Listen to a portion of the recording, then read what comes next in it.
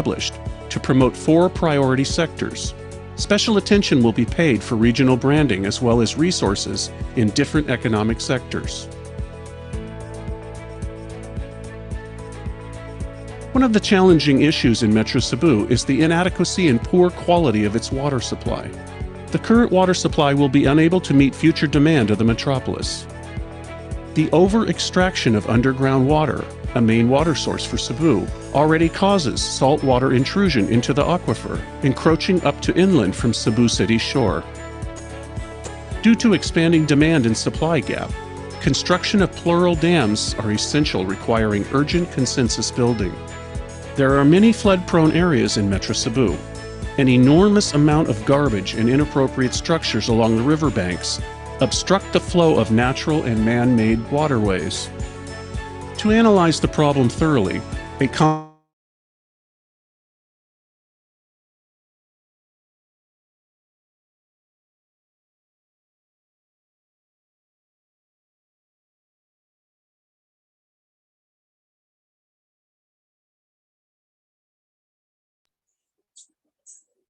Hello and welcome everyone to our fourth FGD entitled Metro Cebu Governance. Before anything else, just a quick introduction. I am Delight Asuno and I'll be your MC for today. So we will begin the focus group discussion in just a short while. But before that, just a few reminders. First, for the participants and IMF fellows, please rename your screen name in the format presented on the screen.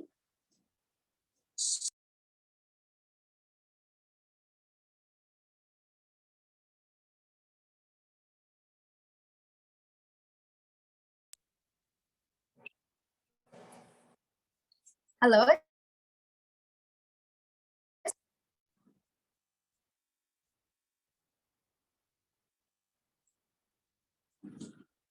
Okay.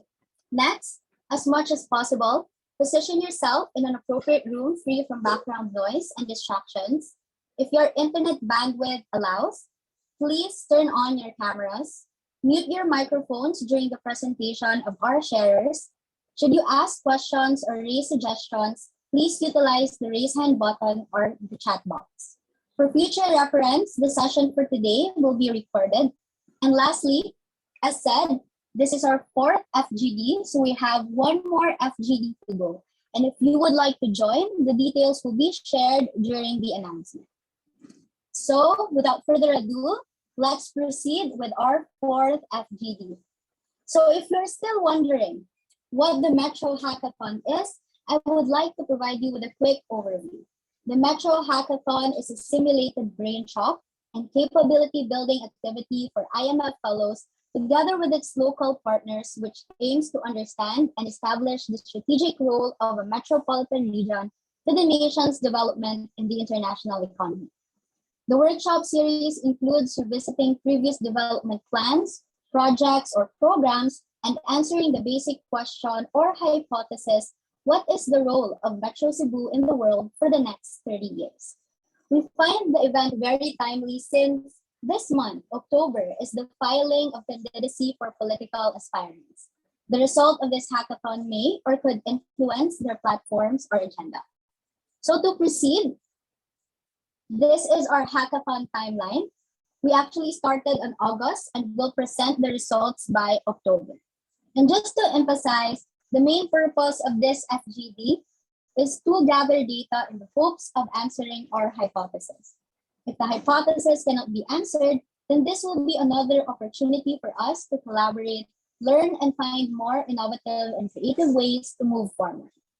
So therefore, we would like to encourage everybody here to share their thoughts and opinions, because through active discourse, we'll be able to highlight different perspectives and produce ideas and action plans. To keep everything organized and on time, we will try our best to follow this program flow. So we will start on the inputs from the research agenda team and the invited sharers, then proceed to the moderated discussion. After that, do not leave yet, for we'll be having a photo op, and there will be a few announcements regarding the future FGDs. So this event will not be possible without these two organizations. the International Metropolitan Fellowship, and the Cebu Leads Foundation Incorporation.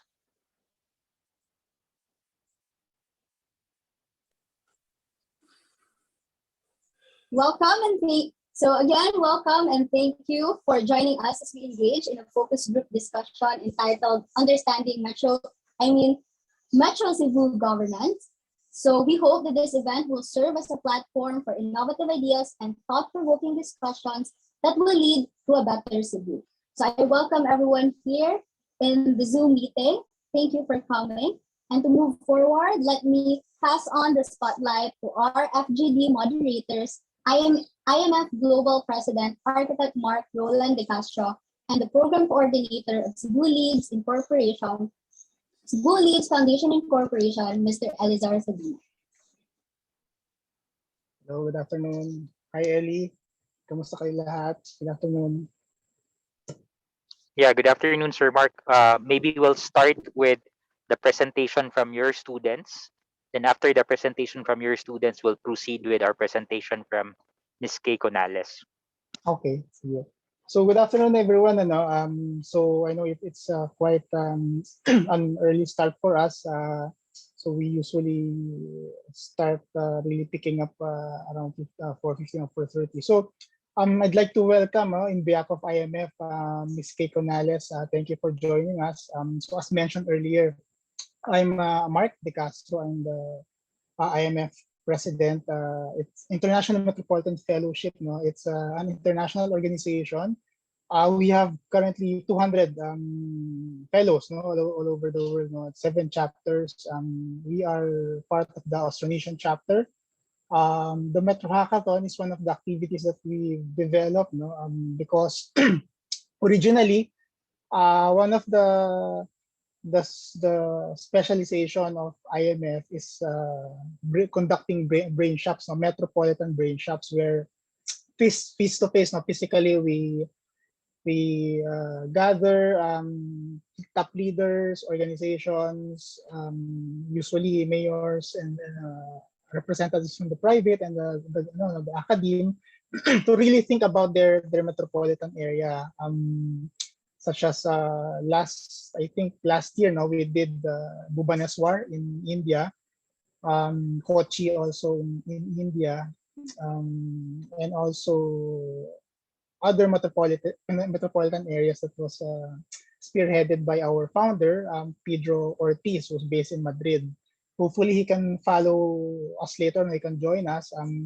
Given the time zone, there's a bit of a challenge, no, because around this time it's either very early or middle of the afternoon or middle of the morning, no, in some of the areas. So hopefully some of the other fellows will be joining us. But right now, I'm happy to have everyone here and looking forward to a very productive discussion. So to jump off, no, to really get the ball rolling. So I'd like to invite, so one of our partners is Matua University. I have here some students who are going to be presenting about Metro Chess. It's one of our sort of process, no, approach that we use in IMF, where we try to identify strategic alliances and strategic context, no, of the different municipalities and cities that compose a metropolitan area, such as Metropolitan Cebu. So hopefully this now leads towards later on the presentation of this case. So Charina, are you there? Yes, sir. Hello po. Okay, so Ellie, would you kindly give them permission to share so they can share the presentation? Sir, Steven po yung mag-share natin. Steven, kindly share the presentation.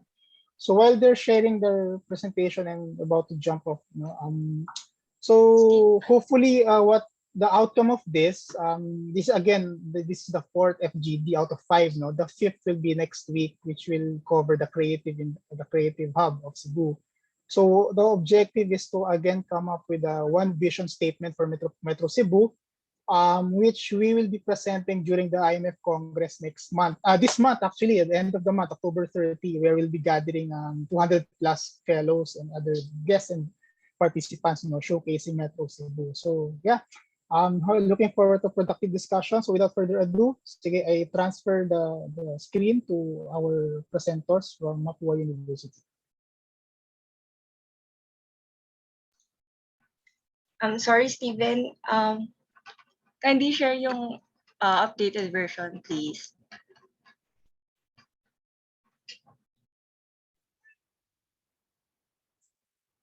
So I also acknowledge Wait, where is the it? presence of Ma'am Resend, wait. Evelyn. Kamusta po, Ma'am Evelyn? Wait lang.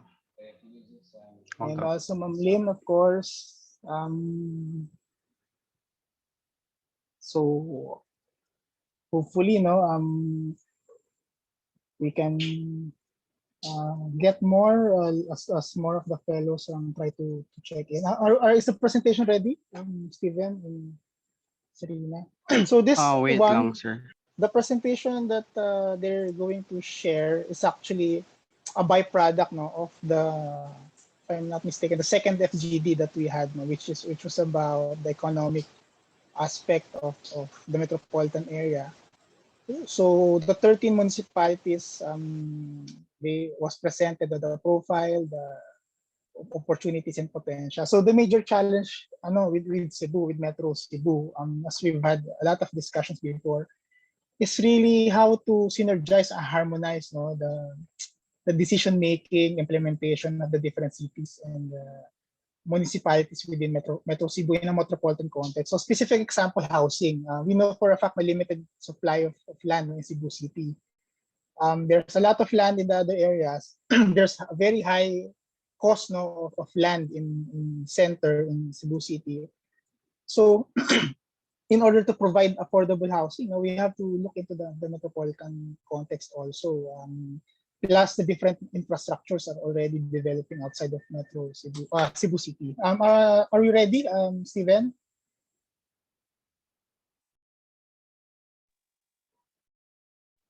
Sige, without further ado, sige, you can start.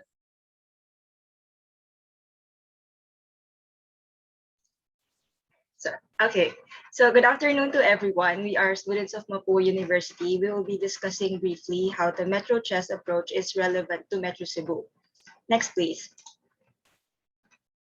So the traditional planning of radial and orbital system does not work because it's congestive and there's inequality where the core is the queen and all the other cities in the periphery just work to support the queen. And to break this centrality, we must consider taking a reticular matrix approach where every location has the same accessibility. The grid could represent the cities and it gives a chance to each city to reinvent itself and have a special role in the metro. So the primary goal of this approach is for Metro Cebu to be polycentric instead of monocentric, meaning each city and municipality must collaborate and contribute to the general strategy of the metro for it to work. And some of the advantages of the reticular matrix are the centralities and activities are dispersed, the traffic is distributed evenly, and the traffic equilibrium is stable and allows many alternative routes, and it is not dependent on a radial road. We will be focusing on the analogy of the chess pieces and the cities of Metro Cebu in the next parts of the presentation. Next, please. For a quick case study, the first application of this metropolitan reticular matrix planning methodology, or the chess on a tripod method, is on the Madrid Metropolitan Plan under the direction of Mr. Pedro Ortiz. This plan was the physical continuation of a previously developed urban plan of Madrid, and it established a framework for the future development of the metropolis. It was set in a place to respond to the rapid growth Madrid was experiencing at that time. Metropolitan Madrid has a natural directionality along the Sierra de Guadarrama mountain ridge. This has produced a natural pattern of reticular human settlements, and the plan used this natural pattern to establish the basic reticular board for greater transportation infrastructure. The metropolitan system was decomposed into 5 subsystems. These are the transportation systems or the green infrastructures, followed by the environmental or the green infrastructures, and then subsystems are housing, economic activities, and social facilities. exist within the suitable continuous networks of the green and gray infrastructure subsystems. Next, please. Okay. We are considering Cebu City as the king piece of the Metro chess because if we are basing it for its function, we can say that it is an essential piece.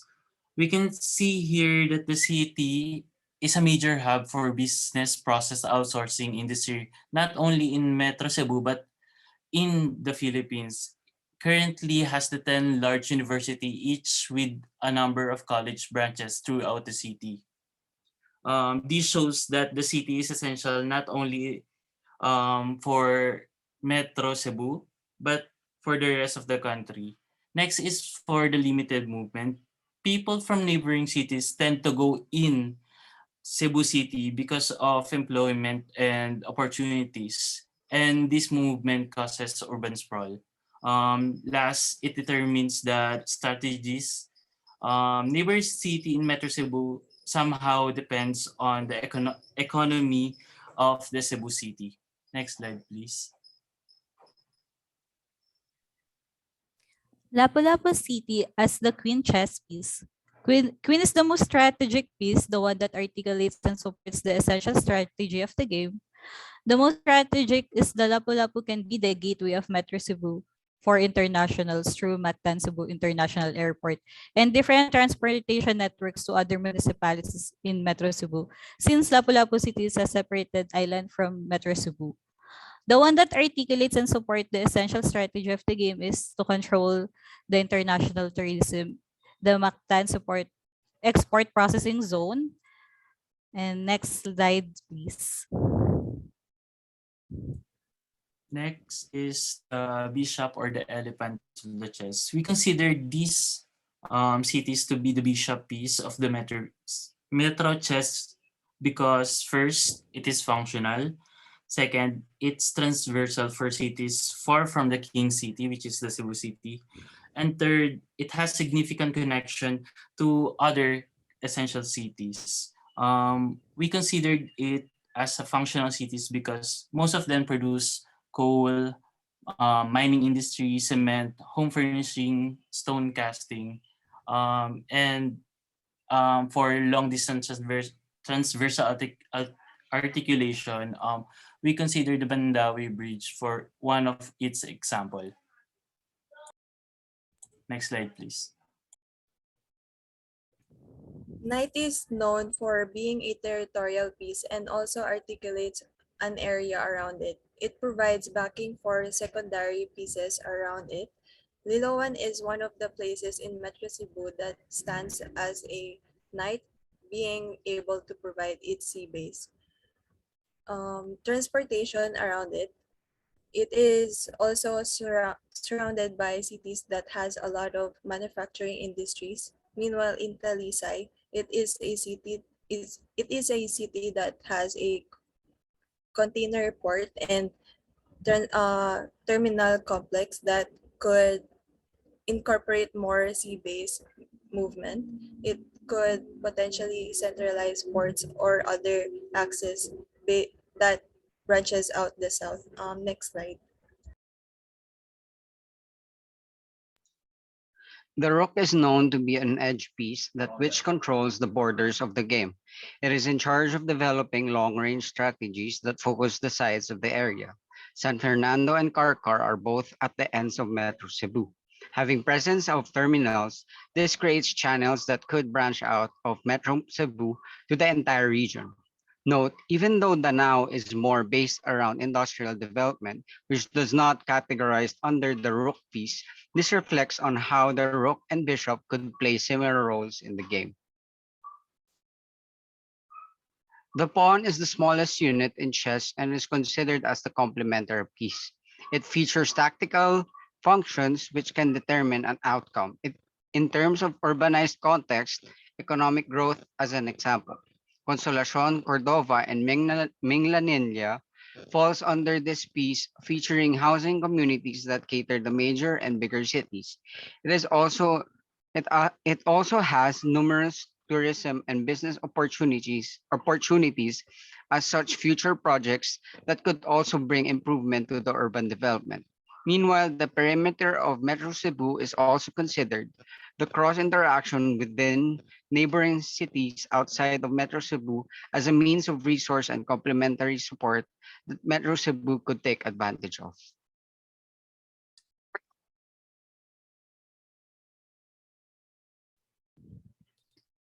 Cebu City is considered as the regional center of Central Visayas, intended to serve as the focal points of regional commerce, identity, and activity. However, as time passes, a central plan is continuously being broken down from a focal point of Cebu City to a Metro Cebu where each city serves a purpose and connection from economic to industrial. Each city is connected by not only its industrial aspect, but from interconnection of products and factories. Next slide, please. For example, point of entries for land and air are covered by Lapu-Lapu and Liloan, Naga, Cebu, and Talisay, have connection to ports in as they specialize in international trading. Next slide, please. Mandawi, being known as the furniture capital of the Philippines, has its factory in Compostela, which first started as rattan manufacturer in 1983. Mandawi City is also connected to Consolacion due to its domestic and international cargo. Next slide, please. San Fernando and Naga hold the largest plants for cement, which are the major suppliers in Metro Cebu, with Naga being the industrial city of the south and cement as the second product after coal, which ultimately industrialized the city. Next, the cities of Karkar and Consolacion are being considered as the cultural hubs in Metro Cebu. Karkar City boasts of heritage and cultural similar to Consolacion with its festivities. Next. And lastly, for Minglanilla and Cebu, Cebu City is known as the CBD or Central Business District. The city of Minglanilla aims to be an independent city and CBD similar to Cebu investing in a techno business park. And that brings us to an end. I'd like to thank you for your time and attention today. Okay, thank you very much, Mapua University. So hopefully that that gives us a context. No, if you play chess, it's really a strategic game, and we really treat the metropolitan planning as a strategy game and relational. So now the question is, how can we enhance or enable governance so that each of the pieces come together in a meaningful way and really make the vision a reality. So without further ado, Ellie, I'll turning it over back to you again. Yeah, thank you, Sir Mark, no? And thank you, Mapua University students, for your presentation. Uh, to proceed, may I call on our speaker, representing and who will give us inputs about the local Philippine government and its processes, and how does the people participate through local government unit governance. So may I call on our speaker, the faculty member of Department of Political Science, School of Law and Governance, University of San Carlos, Ms. Kay Conales.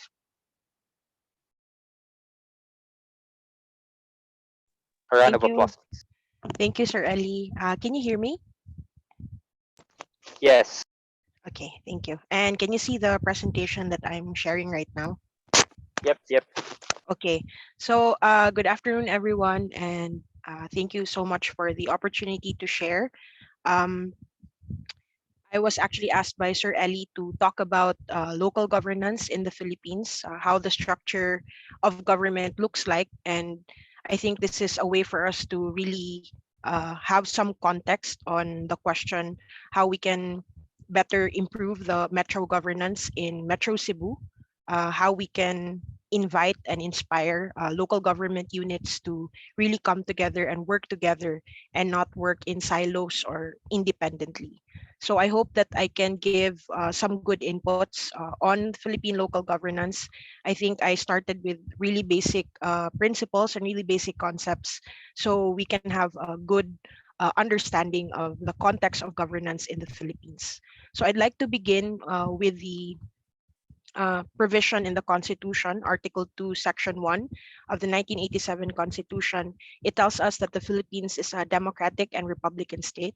And this is an important reminder because this tells us that we have a limited government, limited in the sense that we can have people, individuals, groups, civil society being able to participate in their civic and political life. So government may be powerful, but it cannot be all too powerful. So we welcome inputs, we welcome the expertise and the knowledge of civil society groups like the IMF, for example, or even the academe in understanding different political and social issues. I also would like to go back to the structure of government of the Republic of the Philippines. The Philippines operates under a democratic system. And I think the most relevant part in this discussion is the fact that the Philippines is semi-unitary and it's also in a presidential setup. We are saying that it is semi-unitary because powers are shared between the national government and the local government units. We have a specific law that defines how local governments work, and that is through the Local Government Code of the Philippines.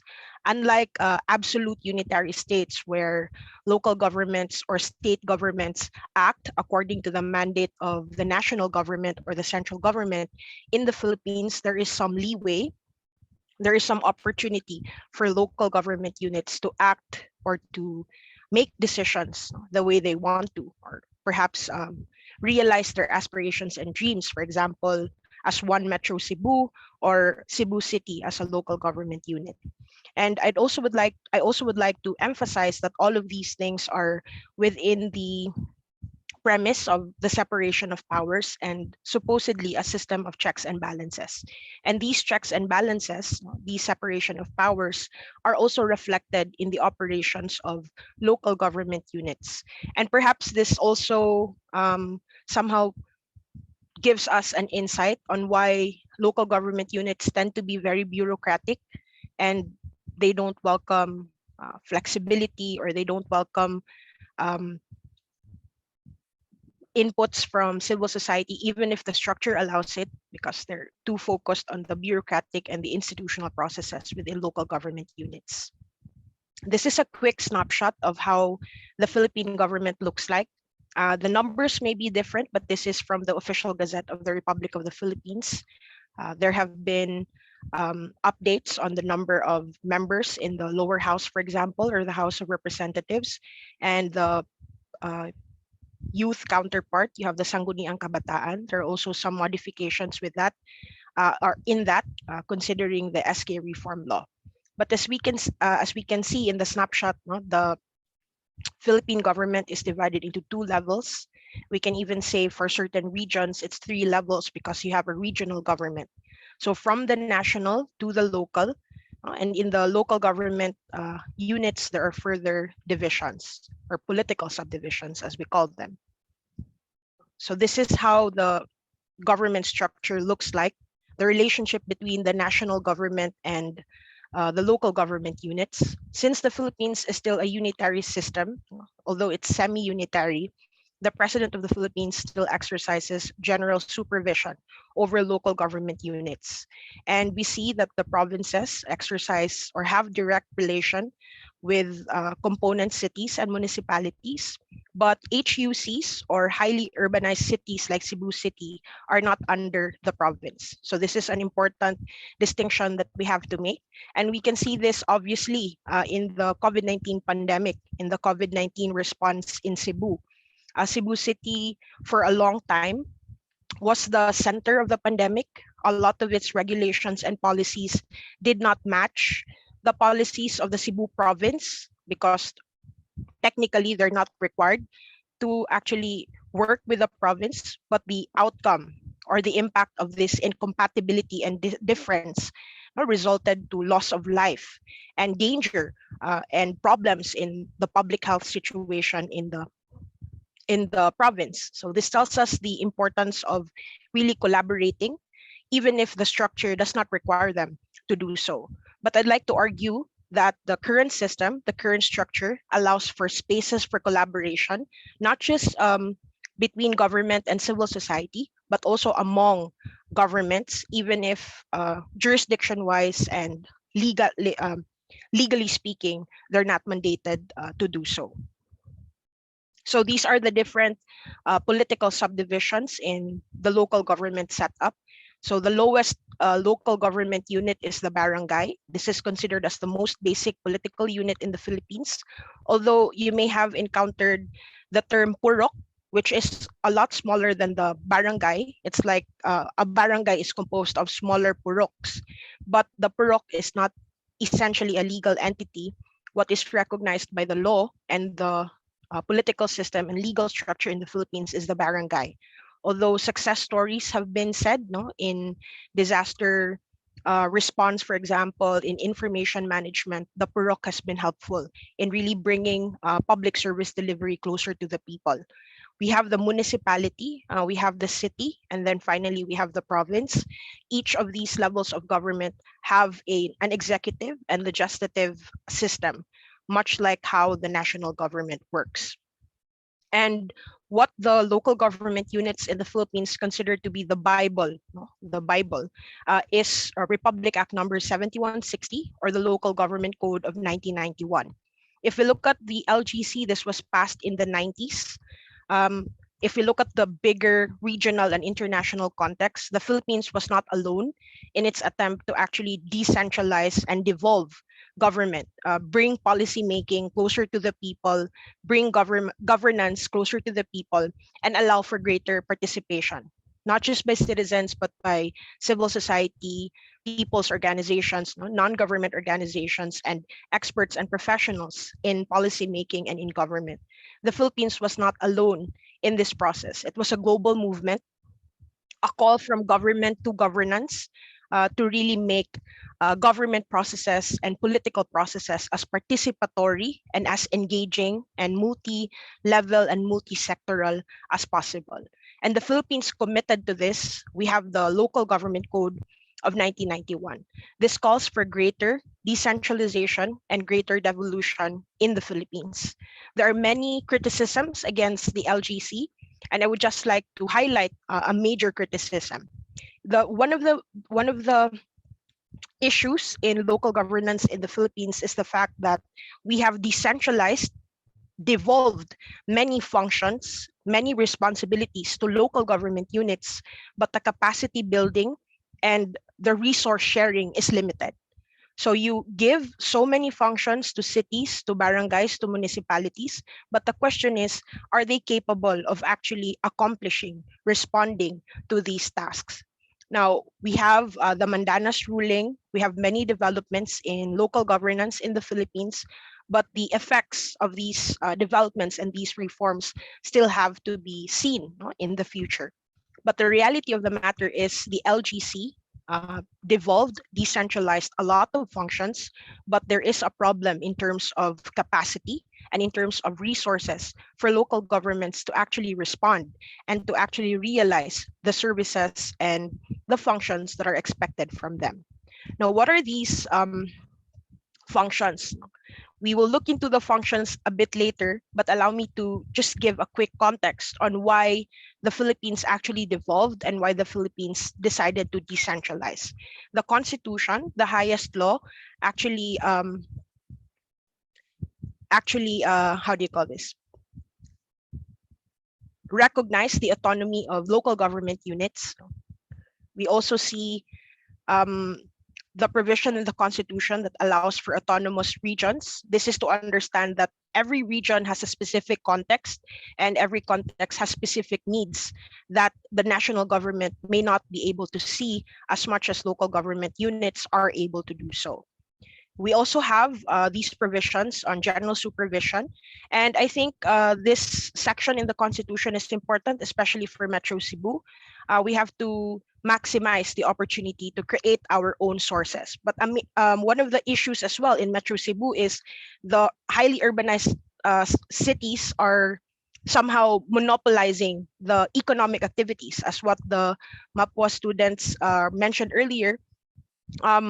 The urban centers are just the HUCs. So people flock to the urban centers, and then the less developed municipalities or areas are forgotten. So that results to congestion and other problems in urban governance. So let's now move on to the services that local government units are supposed to be responsible for. So these are the devolved social services. Devolved meaning from the national government, the ones who are responsible are already local government units. Since we are in a semi-unitary setup, a lot of the things that happen in local government units is only implementation, but the formulation, the brainstorming, the deliberation happens at the national government. And this is also a good area of discussion for us, how we can make Metro Cebu more daring and more independent in its decision making, even with the legal structure and the political structure. So healthcare, social services, environmental management, agriculture, infrastructure, tourism, these are considered as devolved social services. And the next slides will be specifying what aspects of these services are actually devolved. I will not be how do you call this, pointing them out one by one, but I would just like to say that much of the roles of the local government units are focused on implementation. So the national government has this general project, and the local government units are expected to actually facilitate the process and the implementation within their local government units with very little. I'm not saying no say, but I'm saying little say on what really happens from the formulation or the brainstorming part. So environmental management, we also have special laws that specify what the local government units can actually do in relation to environment, agriculture, infrastructure.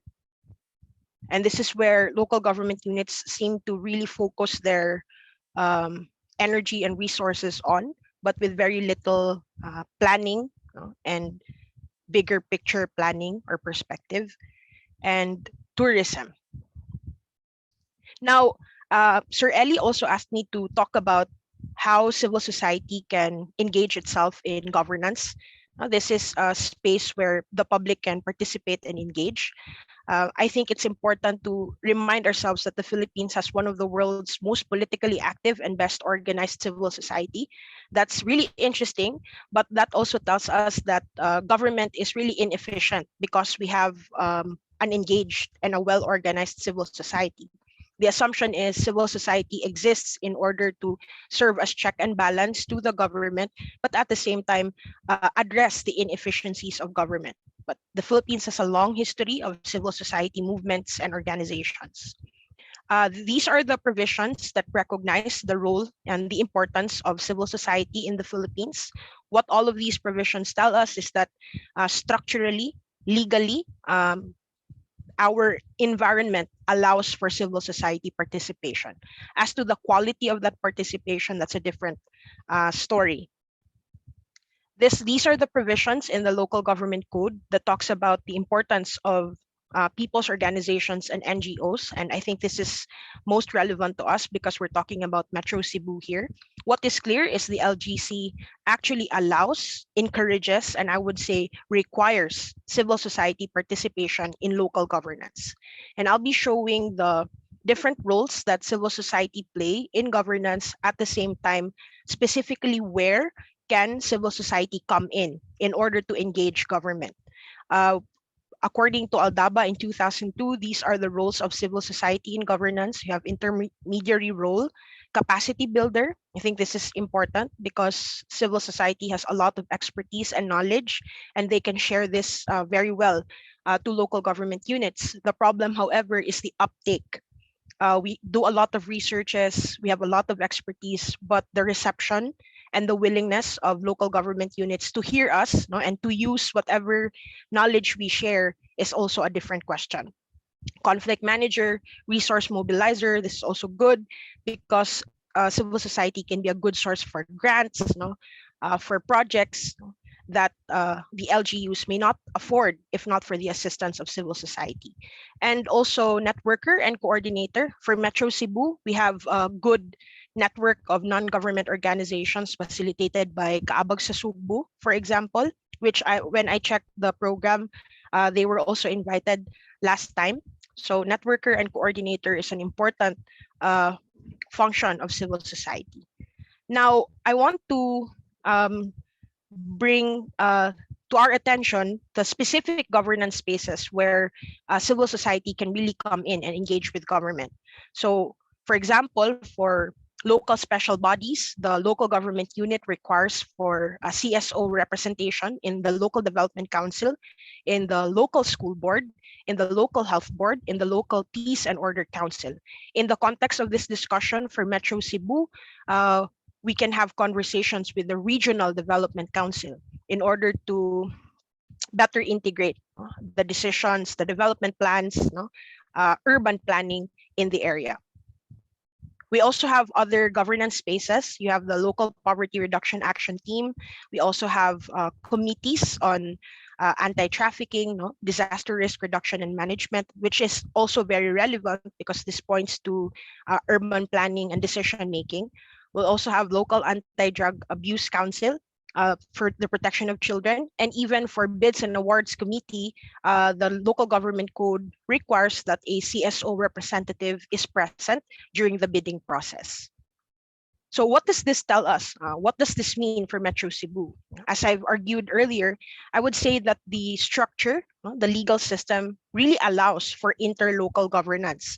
It's not just Cebu City working in its own. It's not just Mandaue City working in its own.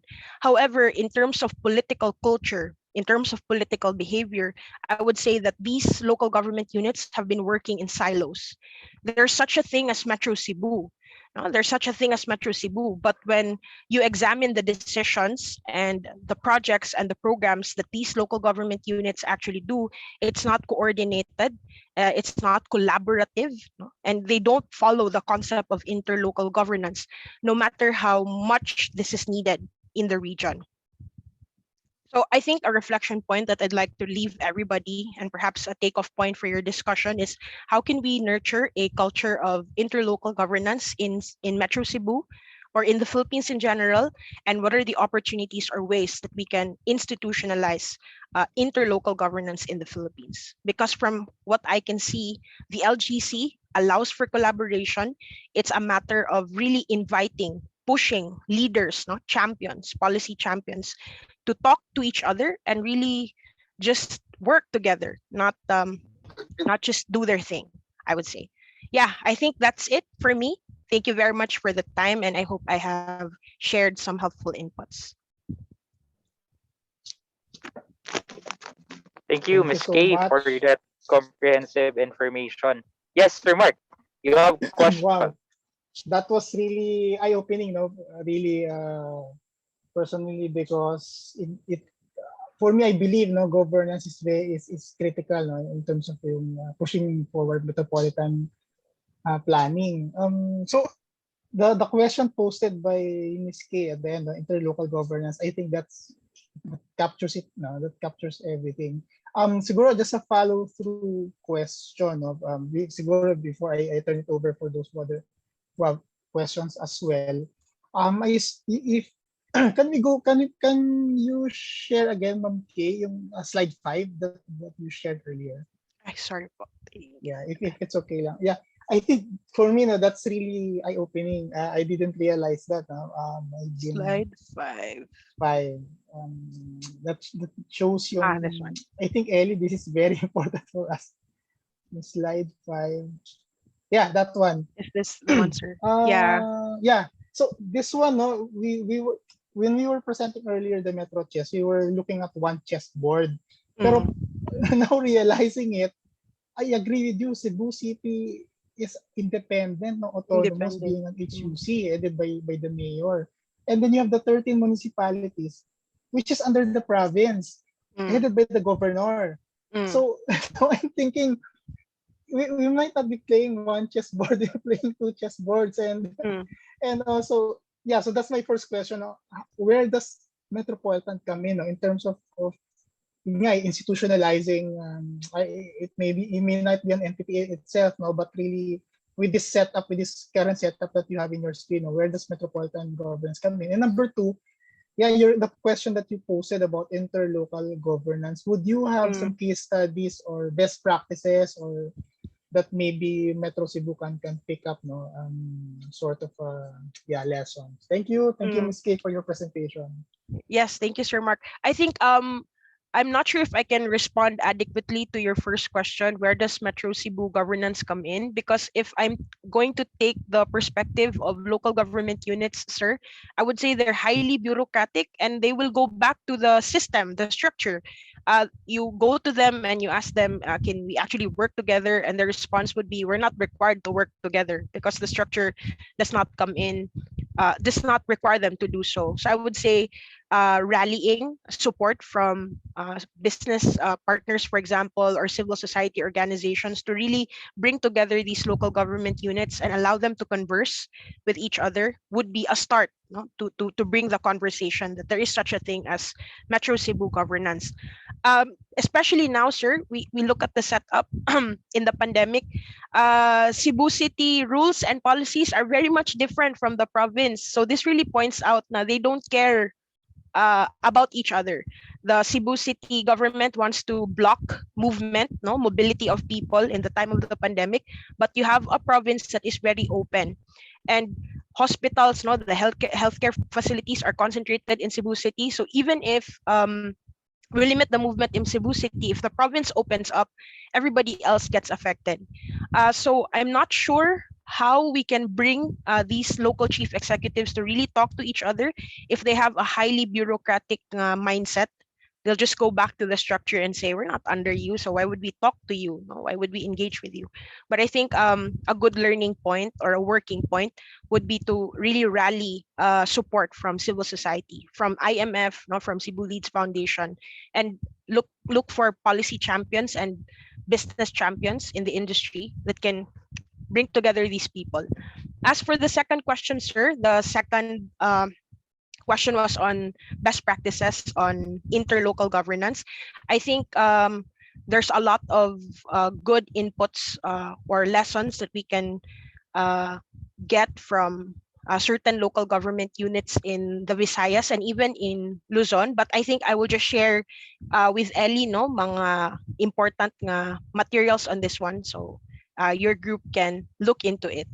But I think a lot of the works on interlocal governance, I'm not seeing a very mature conversation on that because most of the studies are actually success stories on civil society and government participation. But LGU to LGU, that's where the challenge comes in because again, I'll go back to my argument local chief executives tend to be very bureaucratic and they want to operate on their own within silos. No? So I'm not sure, sir, maybe you have other thoughts as well, or Sir Thank you, Ellie? Ms. K. Well, that's really very insightful. Yeah, Ellie, Clemens. Actually, the interrelated between the different cities. This so is about the independent where to localize it, but I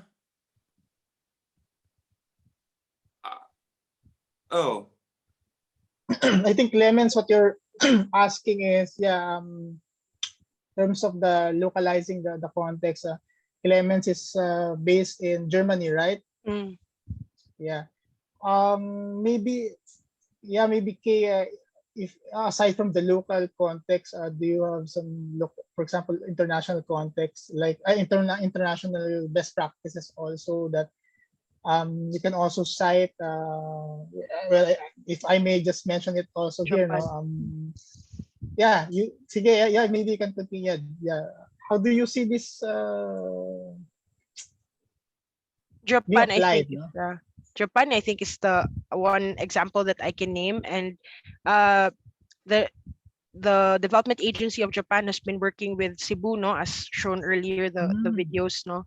The development agency has been influencing the conversation on metro governance in Cebu. So what Japan did, for example, in their case, is to really strategize, no, from the state national government perspective, really strategize what regions will take care of what.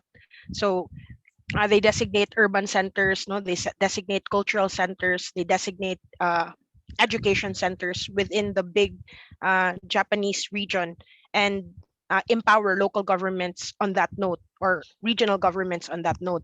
So they pour in resources dedicated only for agriculture, for urban development. So definitely Tokyo is the urban center, but you have neighbors of Tokyo taking in other aspects. No? Murag, it's somehow comparative advantage of these regions vis-a-vis the national government of Japan. So the push is from the national government. It's not just from the local government units. So Japan is federated, are they a federal system?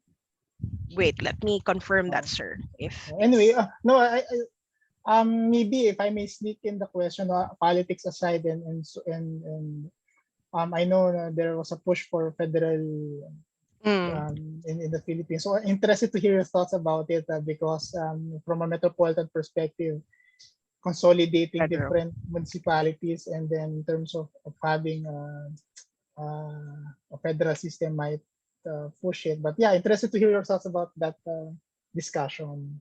Yeah, sir, I can't say for sure if we can say na politics aside, because really the politics is really important there, because if I'll talk about federalism in the Philippines and the proposal of the current administration, I'd say it's not a federal government. No, they're just removing provisions from the constitution that limit terms. But I would say that federalism by principle is something really a good proposal for the Philippines, considering our different development needs. No, I actually have a book from which I can refer to you as well. It's a handbook by, I think this is from Ateneo, summarizing all the good things about federalism and how this can improve regional and local governance in the country. So I'd say that federalism wise, I am for empowering local government units, definitely. The idea of a Metro Cebu governance sounds really nice, but my problem really is more on the political culture and the political behavior of local chief executives. Especially now, sir, there are shifting alliances politically in Metro Cebu, so that even strengthens the division between the province and Cebu City, Mandaue City, and Lapu-Lapu City. So they're building smaller kingdoms in the bigger kingdom of Cebu. And in political science, we know of Cebu as a haven of the oldest political families in the Philippines. So it's really, really hard to push for collaboration among local government units. It's not impossible to collaborate with civil society. I think there are a lot of best practices with that. But when you talk about government to government collaboration, that's where the problem comes in. I'm not sure, Sir Mark, if you have heard of this issue years back when Mandaue City and Lapu-Lapu City Mandaue City and Cebu City adopted certain traffic rules. This is a very basic conversation. Cebu City won't allow for a left turn and on certain streets and certain roads. So people would reach Mandaue City and then they're told by Mandaue City, you also can't do a turn here. So that generated 2 to 3 days of heavy traffic. So very simple conversation of traffic. They can't even collaborate. So I'm not sure how Again, exactly. it's really crazy, Yeah, I think that's a major bottleneck. No? It's really the culture. But if you, I agree with you. No, empowerment of the LGUs is also one of my advocacies.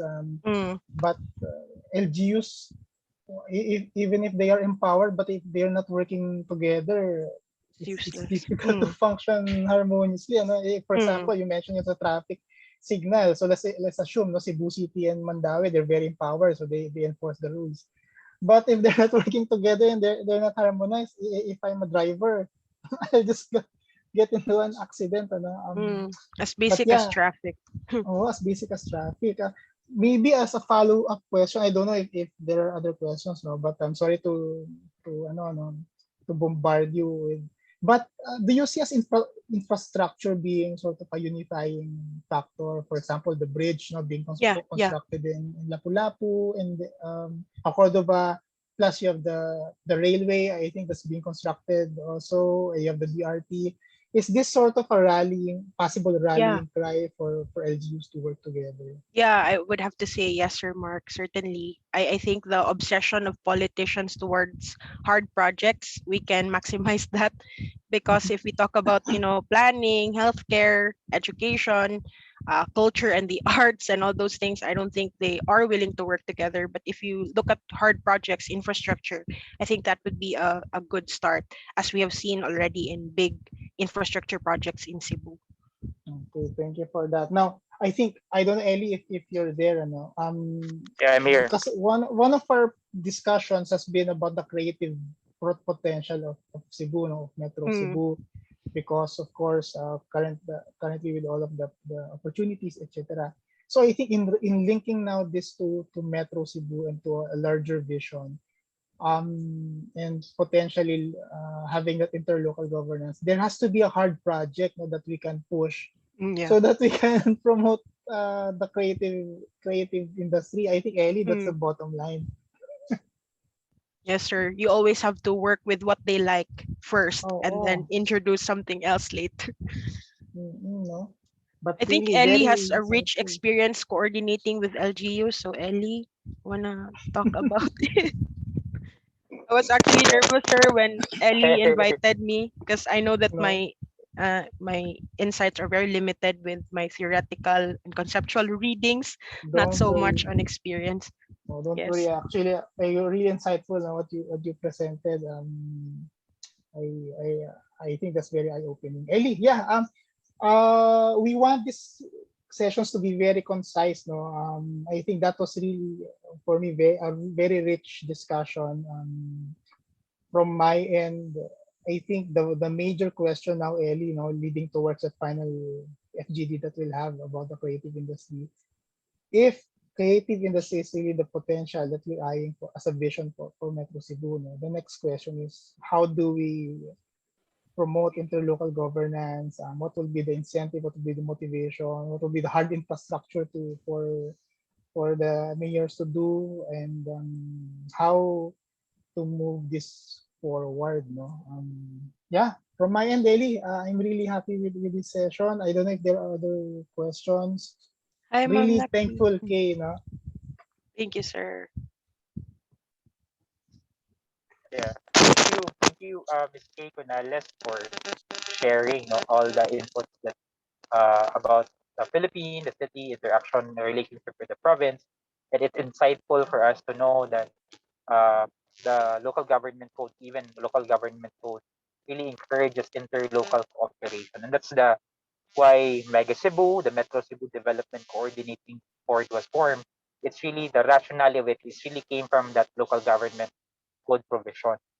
So in relation to interlocal projects, there are projects that is ongoing. There are projects that is being delayed. Like, for example, you have the BRT. It's somewhat Cebu City, but it's been delayed for almost 6 years already. But there are successful projects. We have already the third bridge, which is the example model of interlocal Cordova and Cebu City plus the private company. And us in the foundation, Cebu Foundation, even in CBCD, we always focus on the common denominator problem of Metro Cebu, and we re-emphasize that again and again and again, the value of interlocal cooperation in addressing alarming problems such as water, flooding, transboundary issues that needs to be addressed supposedly yesterday. So uh, that's where we attack, no? We always start with the issue and the need to address it in a transboundary manner. Thus, the value of interlocal cooperation must be there, must be present. So, yeah, uh, I see Ma'am Naxi in the meeting room. Welcome, Ma'am Naxi. Hi, Ma'am Nax. Hi, Ellie. Hi, Mark. Hi, Kay, and everyone.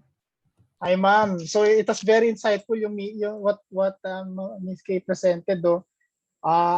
Just to reiterate, no, so it turns out Cebu City is autonomous, so because it's in HUC. So basically, and then it's headed by the mayor, and then you have another side which is headed by the governor. You have the 13 municipalities, no? So for me, I was thinking before we were playing a one chessboard.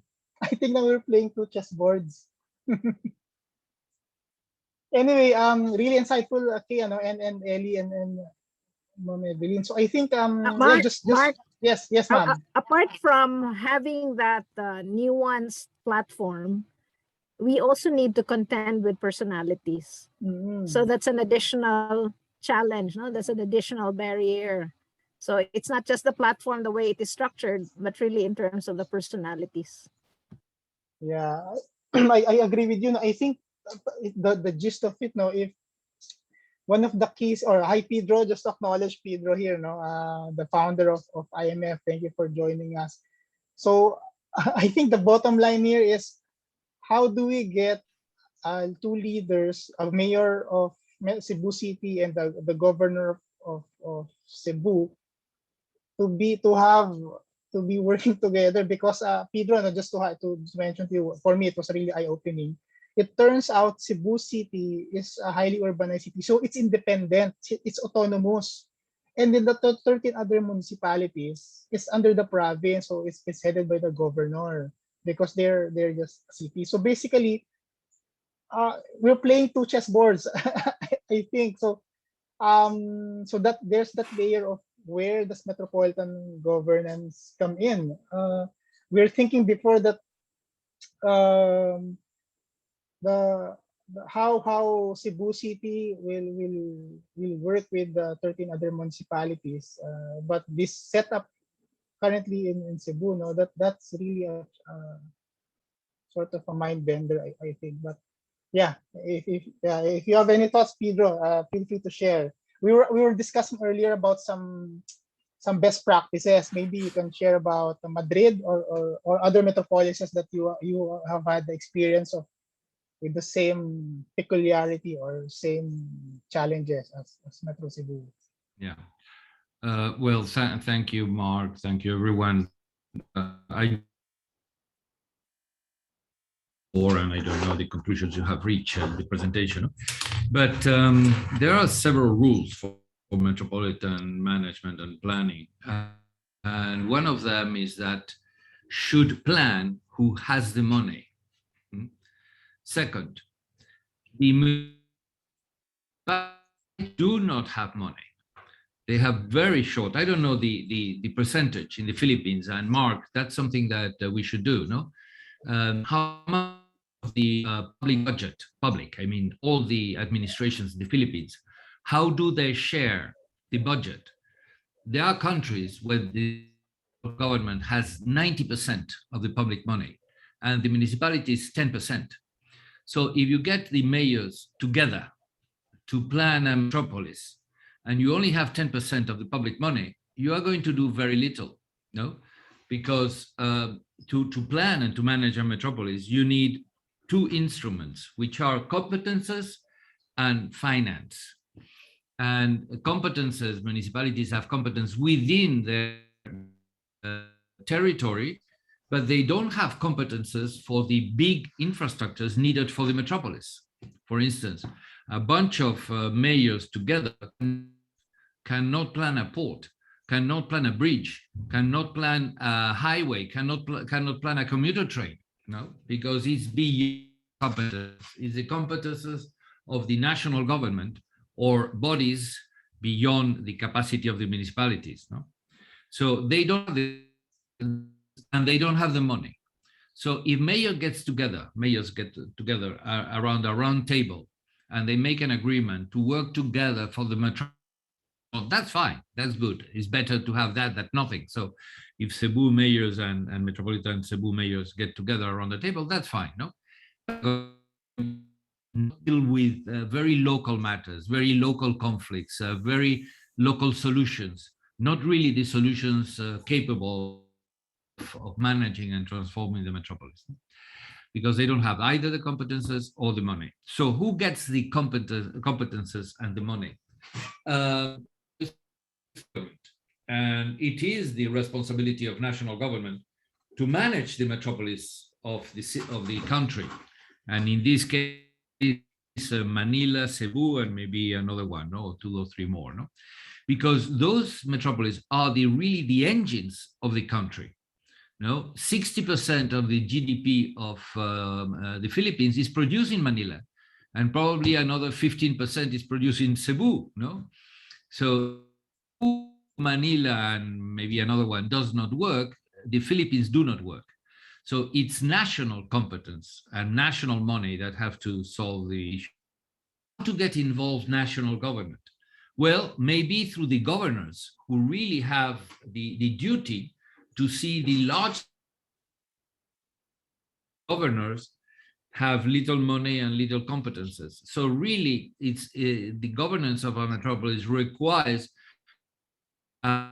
institutional agreement where all the levels are involved, but the main one is the national one. And generally, nations do not want to get involved in metropolitan management and planning because of two things. First, because it requires money, and they prefer to spend that money in other things that national policies are being involved. So they don't want to commit to put a lot of money. They prefer the ministers just to say,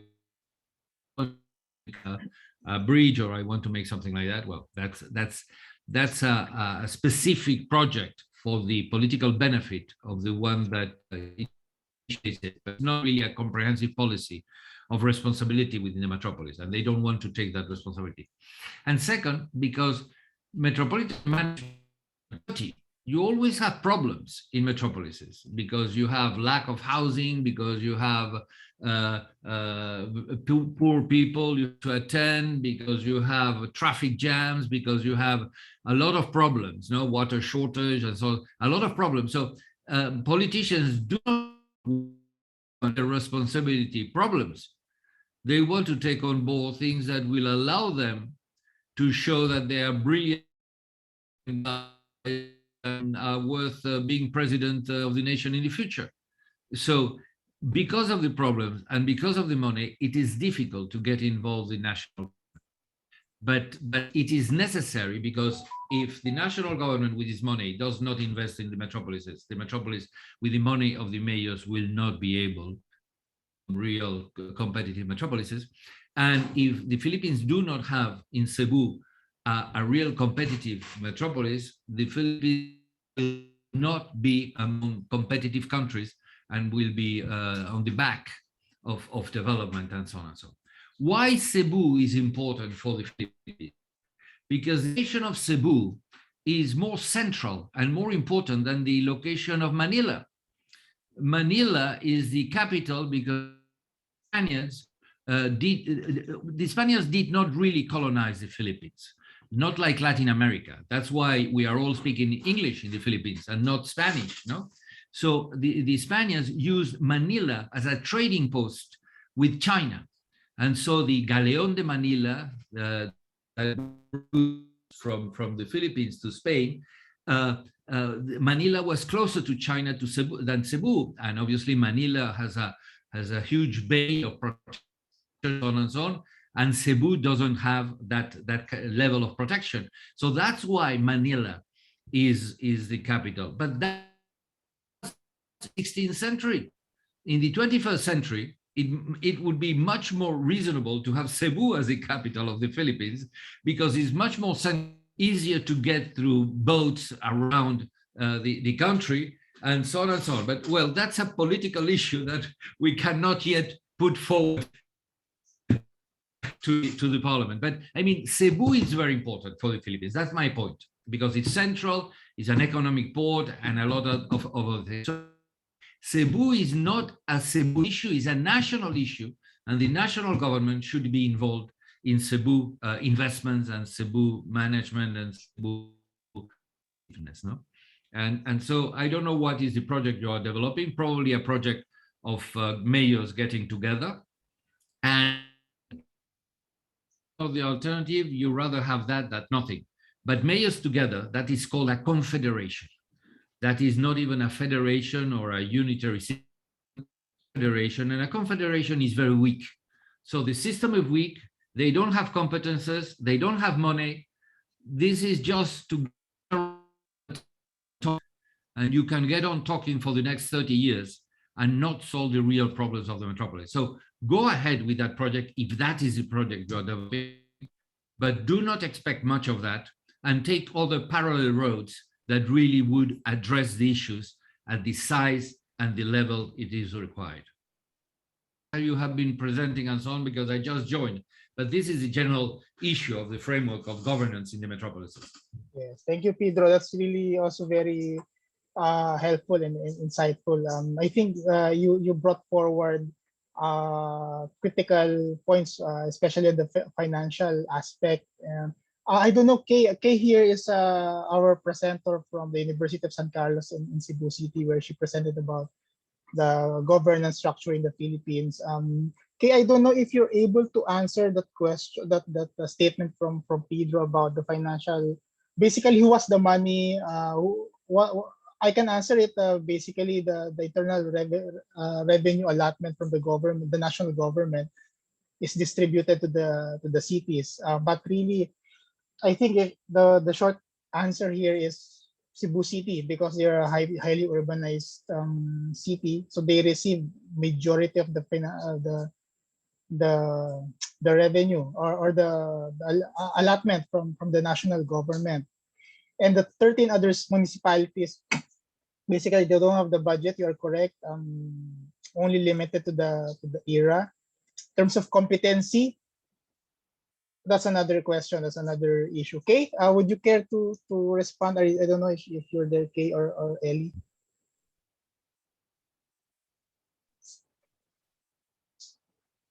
Yes, Ellie sir. is Hi. Ellie, do you want to answer?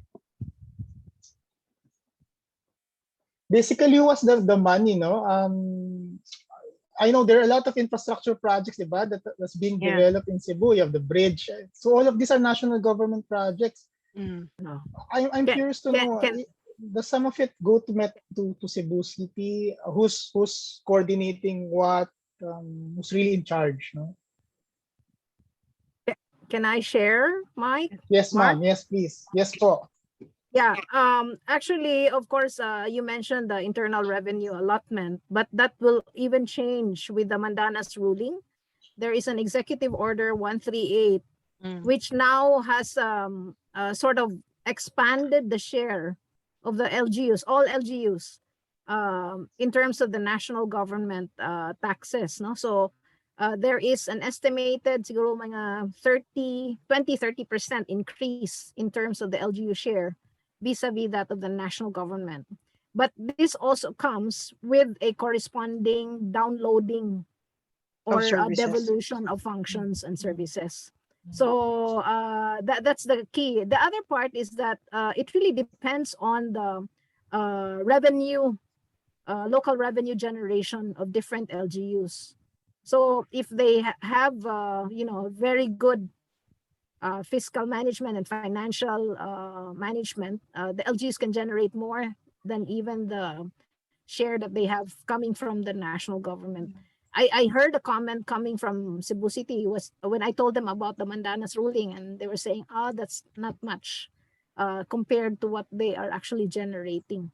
So that's one. The other part is if you're talking about projects like major projects, this third bridge right now, that's actually private sector. That's through IPPP with the Metro Pacific. So essentially, the government is only coming in terms of the connection, the how do you call that, the where the bridge lands, and the road system that receives the traffic or the flow from the bridge. But otherwise, the bridge itself is funded by the private sector. It's through a PPP. In terms of other programs, it's really the national government. So you have for major infrastructure like drainage, you have the DPWH doing that, and others. No, so it's a shared responsibility. Depending on the size of the LGU in terms of the resource, then in some cases, like in the case of Cebu City, they have more power because they have more money. In case of the others, limited because they are very dependent, especially in some cases where they are era dependent. Then it's really the national government that keeps the ball rolling for them. Okay. Yeah. Yes. Sir Max, is that you? Who's raising their hand? Maybe to jump off on that bridge, no, that third bridge, I agree with you. That's one of the major, I don't know, projects that really has been seen globally. If even if it's private, I would assume it's loaned by the government. It has to come somewhere, no? Yes. So You're yeah, talking this is about the third there. bridge. It's a private The sector. question from Pedro, no? Who did the concession to build Yes, it? yeah. Yes, and is it an initiative? So it's basically national government also. Yes, Pedro. It can be private or public, but the one that gives the concession, and obviously over the sea, it is the national government. It's a It's the one which PPP. is planning the bridge. It's not the municipalities. No, it's the private sector. The private sector through Metro Pacific came No, in. the private sector with is the one BOT. that pays for it, Evelyn. No, The private sector is the one that pays for it No. and will receive the return. They paid for it and they designed it. Concession of the right to build the bridge. The concession to build the bridge is not private, it's public. It's through the LGU. They have a partnership with Cebu City and Cordova. And there is a PPP law which allows them to do that. So it's the decision. I doubt So it. that's, All right, I believe your words, but really doesn't fit. Then there is of legality, because if you are using the sea and you're building something on the sea, that's not the municipalities, that's the national government. So well, in this case, it's really what enabled it is an ordinance passed by the LGU. That's your Cebu City and the Cordova municipality. They have an ordinance which allows them to enter into PPP. Of course, okay, there are permits probably that the private sector had to obtain, but otherwise, the main players are really the LGUs of Cebu City, Cordova, and Metro Pacific. So I think that's a precedent, okay? That's a precedent for intergovernment collaboration. So I think if you backtrack a bit, though it's a partnership between Cebu City and Cordova, there has to be a process that went before it. I know NEDA does not just approve, no? Every national government project goes through NEDA or something. It didn't even go through NEDA. Wow. It did not go through NEDA. So it's basically suddenly they woke up, That's Cebu true. and, That's true, and Sir Mark. Cordova. No, they suddenly woke up and they There agreed that, are okay, let's have a bridge. Parang ganon. Yes, Ellie. Ellie, yes. No, I think what Pedro is pointing out, if you look at it, I don't know even if the municipal waters are within the jurisdiction of building that bridge. You have a lot of even the DNR, the environment that will be affected, and all of those aspects of the national government that you have the national government should be overseeing. So if in is terms this of the municipal waters, it's between Cebu City and Cordova. There's no national. It's a very short distance. How about the ECC, which should be which I'm should sure pass through the DNR, they have. EMB? I'm sure they got those things. Yeah, but that's approved by the national government. ECC, but not as a project, right? I mean, the establishment of the partnership is really between the LGU and the private sector. Okay. Yeah. So my point is maybe that's a precedent. No? Then you have a constitutional. If the national government is not involved, you have a constitutional problem, and you should revise your constitution. There is an enabling because law that which kind of public allowed work the is LGUs to national. do that. Yeah. No, there is an enabling law which allowed them to do that. Yeah, well, but that's not enough anyway. That's fine. Good. Yeah, no, I even mean I think that's a very interesting case, that third bridge. That's actually a precedent of what can possibly happen where the private and the local governments work together. So if I look at the structure of Cebu, that bridge is actually forming more of a central instead of a linear, right? What we'd like for Metro Cebu is more of a linear development instead of, so it's just concentrating the development in that area. If that bridge can sort of, meaning that project can sort of more become linear, and the 13 LGUs with Cebu City work together, then I think that's your Metro Cebu. Anyway, yeah, that's just some. I'm very surprised with how that third bridge came about, but yeah. So Ellie, I think we're going beyond our time limit. This is a very interesting discussion. I think this will spill over to our final FGD, on Wednesday next week. I think the main question there now is, if creative industry is the vision, then what will be the catalyst? How will, meaning what's going to be the hard infrastructure? What's going to be the, there's a lot of questions, Ellie. So from my end, I turn it over to you. Thank you everyone for joining. Thank you, Pedro. Thank you, Kay. Thank you, Miss Evelyn. Before we leave, Ellie, please don't forget our group photo for our documentation. Thank you, everyone. Good afternoon. Thank you, everybody, for joining this discussion this afternoon, and would like to appreciate our speaker for this afternoon, Ms. Kay, and students from the Mapua University for sharing to us the chess of Metro Cebu. Again, to those who missed the first part of this discussion, we will be posting the discussion in the IMF YouTube channel, International Metropolitan Fellowship YouTube channel, so that you can review all the discussion and even the presentation itself from our speakers. So our next FGD session would be next week, Wednesday. That is October 13th. Our speakers are from the creative industry of Cebu. So from animation, theater, digital, IT, so everything. We invite them for this session for an FG. Maybe it will take long, 1 hour and 30 minutes would be enough for the discussion. So that will be our last FGD, and that incorporates, integrates everything from FGD1 to FGD5 that will answer is Cebu, the next creative industry of the Philippines. So before that, can I request everyone to turn on their camera and have a photo up? And can I request Mitzi or Audrey to do the photo, please? Yes, thank you for that, Ellie. I don't think I can sleep.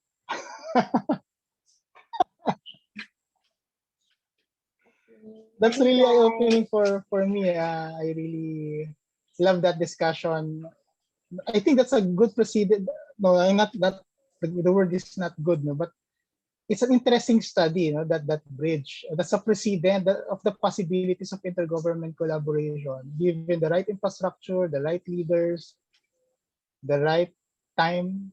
No, it's also the right time because there's already demand. No, I think that for me the reason why that bridge happened because of the new airport in Cebu also, and they want to link it to with anticipated demand, no, for passengers. They want to, so there's a benefit, no, there's a benefit. Both cities will benefit. Yeah, interesting. So I hope you were able to capture while Pedro was here. No? Thank you everyone. Thank you guys. So thank you. We'll post the recording of this. Thank you, Miss Kay. Thank you. Good afternoon, everyone. Thank you. Keep safe. Thank you. Salamat, Mark, Kay, Ellie, Salamat. Sir Miss Kay, thank you Maxwell. guys. Salamat, Secretary Amping. Maxwell. Thank you. Take care. Salamat. Thank you.